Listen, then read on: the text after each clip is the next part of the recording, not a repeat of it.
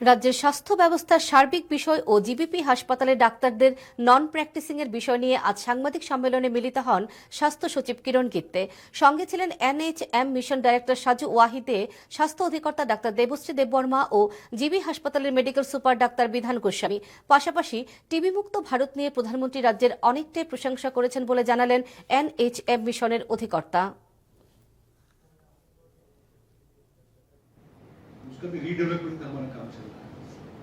बहुत डिटेल रूप में ऑनरेबल प्राइम मिनिस्टर से आपने रिव्यू किया। अभी कल माननीय प्रधानमंत्री महोदय ने टीबी मुक्त भारत के लिए प्रगति के माध्यम से उन्होंने रिव्यू किया।